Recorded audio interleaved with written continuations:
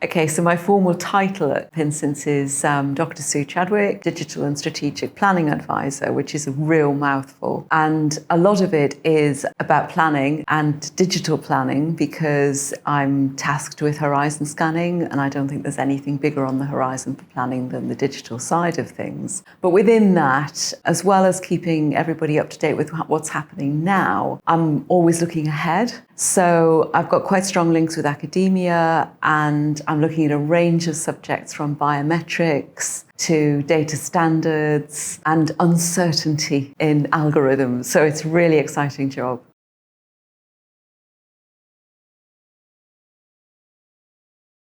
Big question. And I was thinking about it this morning and I thought, you can't stay ahead of the curve. The curve is not just moving really fast, it's diversifying all the time. I thought it was doing quite well, and then I saw the government's plans for an AI summit and the introduction of something called Frontier AI, new term this month. I think if I knew nothing, I think the best way to start getting a handle on it is actually to read some materials, whether it be the tech section in a newspaper or even better, a tech podcast, and then find out what it is that you are interested in, but also what's most relevant to your organization right now, and then develop expertise in that area. I think trying to do anything else and have a life and a normal job is almost impossible. And part of being with the curve is accepting it's going to be evolving all the time. And some of it can just be ignored for now because there's a lot of hype around. Things like the metaverse, I think, are really important, but they are,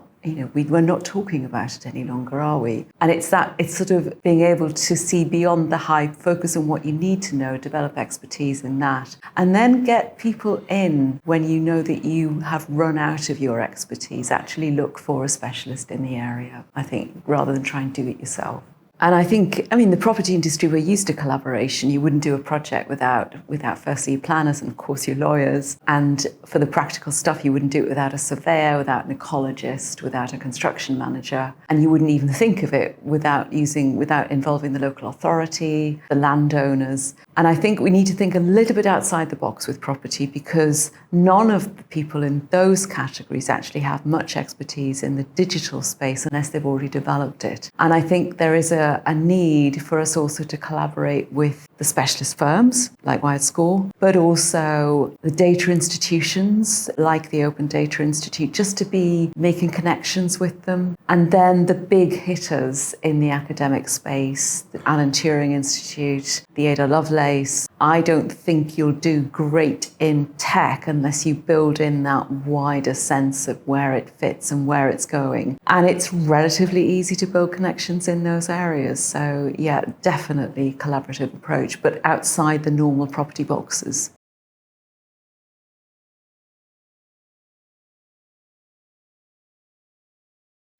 I think at the moment, the only one anyone is taking any notice of is carbon. There's a lot of uncertainty. So I think the energy and carbon inputs and outputs, both from demolition, from construction, and from operation of a building, are absolutely key at the moment. But I like to look ahead, and buildings are becoming increasingly smarter. And that doesn't just mean sensors, but for passive things like air quality and temperature. There's more monitoring of people, and this is where the ethics comes in. We're probably all used to using maybe a fingerprint ID on a front door for a high-tech smart building, and we need to think about the fact that that's biometric information. Facial recognition technology increasingly embedded in the fabric of buildings and in spaces. These are all harvesting data all the time, and that's before you get onto the surveillance technology that can be built into a laptop.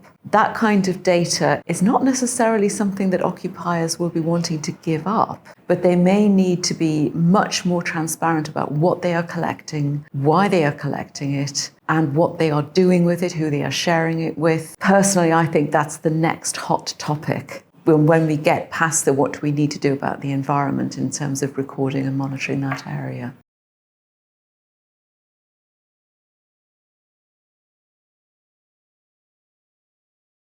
Real estate is a little bit of a closed shop. I think when people have got it really right, they tend not to share it. I know there are some BTR developments that have got quite a complex relationship with their tenants, in the sense that you can't have access to the building unless you've got the app, and that app is tracking pretty much everything that's going on. Where, if you take real estate in the wider sense, I think a really good example of analytics in practice is TfL, and the way that they collect an enormous amount of data about people movements, but they anonymize it automatically. So you've got this incredibly large data set that's constantly being updated, but that is not invading anybody's privacy. And I know that was used in, I think it was called Project Odysseus over COVID, to try and map where there were high-risk points for spreading the virus, where precautions had to be taken. But as we come out of COVID, as we go into recovery mode, the same data is being used to see where people are. And that, of course, helps real estate, because it allows you to plan where your retailer is going to be. When you might want to think about opening hours, then you might want to target them now to a Thursday rather than a Friday. It's all of that really quite large data, ongoing tracking and analysis and harvesting that's so helpful. And in terms of governance and AI, I think the work that the London Data Board is doing is, I think they are pretty much ahead of the world when it comes to what they are doing, how they are doing it, and what they plan to do in the future with this federated data model. But on the private real estate, then I think people are keeping their cards close to the chest, which is a shame, because we should be sharing data when we can to build a bigger picture generally.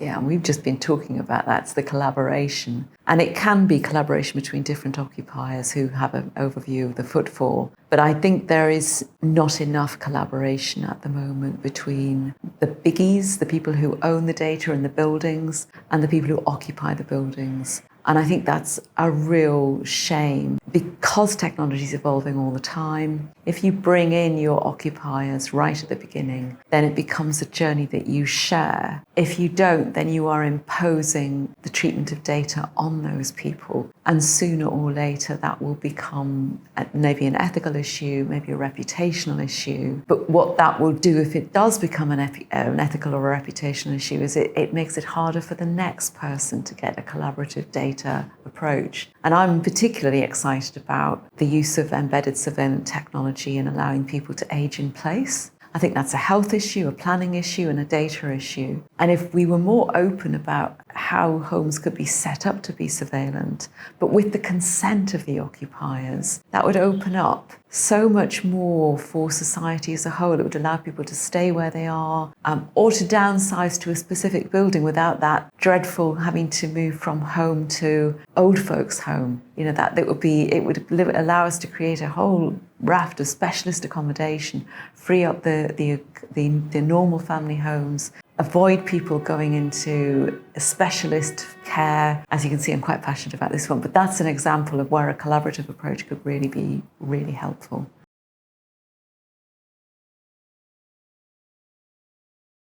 I'm aware of some problems. I know that there have been gyms where facial recognition technology didn't work. A more worrying example of facial recognition technology being used without thought is the schools in Ayrshire, where they installed it in the school canteen. And it was a condition of the children using the canteen that their images were scanned and stored, not just while they were at school, but for up to 5 years afterwards. Now, I know in that case that there were immediate complaints. They immediately stopped using the technology, and the ICO sanctioned them.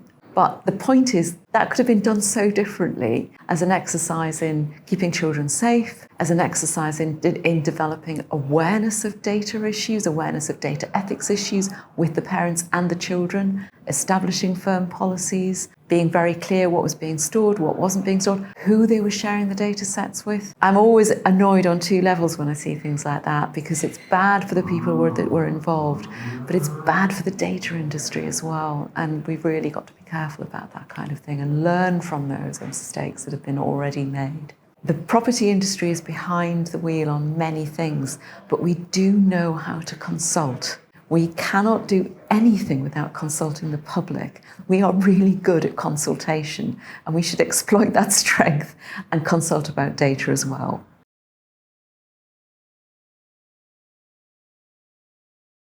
I think people who are moving into 21st century offices, and that's where everybody wants to move. We want to move into sustainable, well-insulated properties. Those sensors will often be built in, so it's not really anymore a question of how we get the data. I think the more important question, before you think about the how, because that's relatively simple now, is why you're getting the data and what data you're getting. So the why means that you think from the beginning about not just getting everything that you can get, but getting everything that you need for that purpose. And then the what data, again, allows you to apply the data minimization principle of GDPR and only get what you need for that purpose. And then the how is, I think relatively easy, but I think we should also then add an extra one of who can I share this with? And we've already talked about that, but once you've got your data, if it's something like a building's energy performance, how can that contribute to the general good in terms of data? Is it something that you can add to the London data store? Is there a local authority nearby who could usefully use a data set on an average office? It's thinking about that. Can you donate data to a local school, a data set, and say, here's a really good data set. Do you want to do a project? It's really thinking of data as a rich source of energy and creativity in itself as well. Yeah.